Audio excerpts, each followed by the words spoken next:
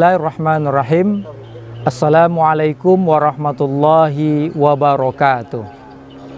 Alhamdulillahi rabbil alamin, allazi anzalas sakinata fi qulubil mu'minin liyasdadu imanan ma imanihim.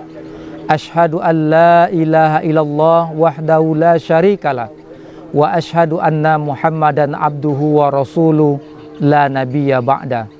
Allahumma salli wa sallim ala nabiyyina wa habibina wa syafi'ina wa zuhrina wa maulana Muhammadin sallallahu alaihi wasallam wa ala alihi wa ashabihi rasulillahi ajma'in.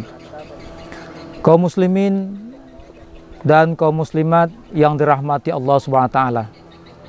Bersyukur kita kepada Allah, kita ucapkan lafaz alhamdulillahirabbil alamin.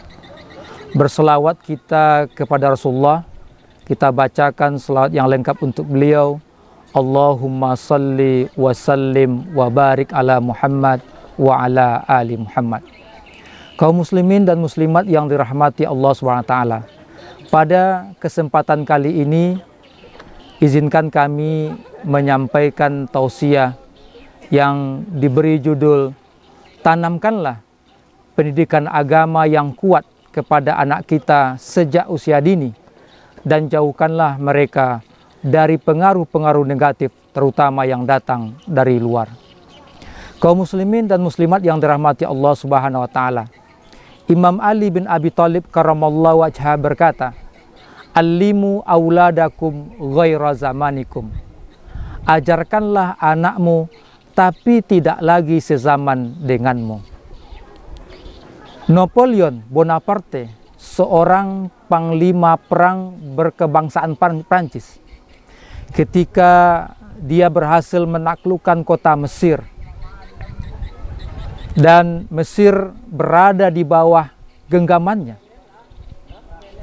ada satu pertanyaan yang muncul di kepalanya. Kenapa umat Islam sangat sulit ditaklukkan?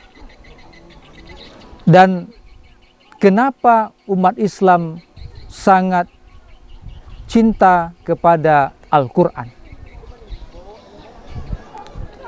Begitu beliau berhasil menaklukkan kota Mesir, lalu beliau ingin mencari tahu apa rahasianya. Akhirnya diketahuilah bahwasanya ternyata umat Islam sangat paham dan mengamalkan Al-Quran yang merupakan pedoman hidupnya. Dengan demikian, kata beliau, kalau umat Islam paham dengan Al-Quran dan mengamalkan isinya, ternyata mereka tidak takut dengan mati, bahkan cinta dengan mati ketika memperjuangkan atau membela agamanya. Oleh karena itu, terkenallah ada 4F yang dia serukan untuk menjauhkan umat Islam, terutama generasi mudanya, dari ajaran yang ada di dalam Al-Quran. Apa 4F itu? Yang pertama yaitu fashion. Jauhkan umat Islam dari cara berpakaian menutup aurat sesuai dengan yang ada perintah Allah dalam Al-Quran. Sosialisasikan segencar-gencarnya, khususnya kepada generasi muda Islam, supaya mereka menganggap memakai jilbab, menutup aurat itu adalah budaya Arab dan pakaian kuno. Dan buatlah acara-acara dimanapun acara itu diadakan, baik video maupun fashion show. Tanamkan kepada generasi muda Islam bahwasanya pakaian barat adalah pakaian modern. Kalau seandainya generasi mudanya sudah tidak lagi menutup auratnya dan menganggap memakai jilbab itu adalah budaya Arab, maka akan berhasil dan mudahlah kita menaklukkan Islam itu. Yang kedua yaitu film. Produksilah film secara massal dan besar-besar. Buatlah generasi muda Islam itu mereka menyukai film. Dan kalau mereka sudah suka film, mereka tidak lagi mengenal Al-Quran. Mereka tidak sempat lagi membaca Al-Quran. Mereka tidak paham lagi dengan Al-Quran. Kalau film itu sudah ada di benak kepalanya, lalu mereka sudah hobi nonton di bioskop maupun di HP-nya, ini kesempatan besar bagi kita untuk menjauhkan umat Islam, khususnya generasi muda, terhadap pedoman hidupnya, yaitu Al-Quran. Yang ketiga yaitu food, makanan. Ciptakan dan buatlah makanan-makanan barat yang membuat umat Islam, khususnya generasi muda, mereka mencintainya. Jika perlu, di semua tempat makan, apakah itu restoran, kafe, pub, dan tempat-tempat lainnya, yang dihidangkan adalah makanan ala barat. Dan makanan asli mereka atau tradisional mereka, mereka sudah lupa dan tidak kenal lagi. Kalaulah generasi muda Islam sudah menganggap makanan barat itu adalah makanan orang modern dan melupakan makanan tradisionalnya, maka ini jelas adalah pemasukan ekonomi yang kuat. Karena dengan berputarnya uang dan masuknya uang kepada umat selain Islam, bisa kita pakai untuk menghancurkan Islam itu sendiri dari keuntungan makanan-makanan yang dimakan oleh generasi muda Islam. Yang keempat yaitu fun, bersenang-senang. Buatlah tempat hiburan, tempat wisata, yang mana itu adalah sarana hiburan, bebas pergaulan, tidak ada tempat sholat. Dan jika perlu, itulah tempat untuk menenangkan diri. Dan itulah pilihan mereka menenangkan diri. Sehingga pada akhirnya mereka tidak lagi ingat dengan masjid, tidak ada lagi membuka Al-Quran. Kenapa? Yang ada dalam pikirannya adalah hanya bersenang-senang.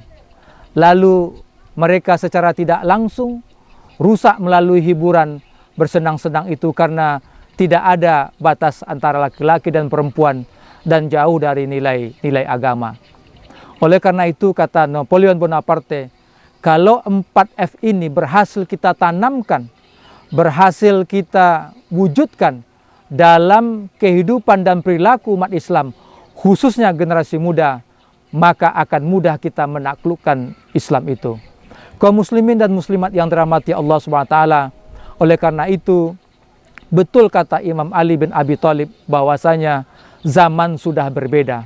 Oleh karena itu, tiada lain pilihan kita hari ini ketika kita mendapatkan tantangan yang luar biasa, terutama mendidik anak kita, maka ingatlah bahwasanya zaman kita tidak sama lagi dengan zamannya. Oleh karena itu, perlu kita perhatikan dengan siapa lingkungan anak kita berteman atau bergaul hari ini. Karena banyak anak kita yang rusak akhlaknya, bukan karena orang tua salah mendidiknya, tapi karena kita kurang peka dan peduli terhadap lingkungan atau teman bergaulnya.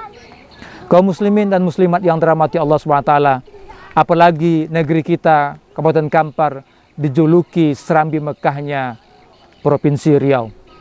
Oleh karena itu, tugas kita bersama, baik itu pemerintahan, ulama, tokoh adat, orang tua, bersama-sama kita membahu untuk menjaga anak kita dari pengaruh-pengaruh yang nyata-nyata hari ini adalah merusak akhlak dan iman anak kita. Kita mendorong juga anggota dewan kita, pembuat kebijakan beserta pemerintahan, untuk lebih peduli terhadap lingkungan anak kita. Apakah itu perda tentang perlindungan anak atau perda pendidikan, untuk ditegakkan di tengah-tengah tantangan dan pergaulan anak-anak kita, khususnya dari pengaruh-pengaruh negatif hari ini. Apalagi kita tidak bisa melarang anak kita memiliki HP, terutama HP Android, yang kalau kita tidak mengontrolnya dan kalau kita tidak berbicara dengannya, maka tanpa kita sadari, ketika anak kita sudah kita antarkan pun ke sekolah pondok pesantren, tapi kalau tidak ada kita untuk berkomunikasi, mengetahui bagaimana dia dengan lingkungannya, terutama dengan HP yang dia pegang, bisa-bisa nanti kita orang tua kecewa, dan begitu juga terhadap lingkungan sekolahnya, dan otomatis menghancurkan masa depannya. Berlindung kita kepada Allah SWT, mudah-mudahan kita selalu diberikan hidayah dan kekuatan, terutama kita orang tua, untuk dapat mendidik, melindungi anak kita dari pengaruh-pengaruh negatif yang sangat luar biasa, dan ini adalah tantangan bagi kita semua.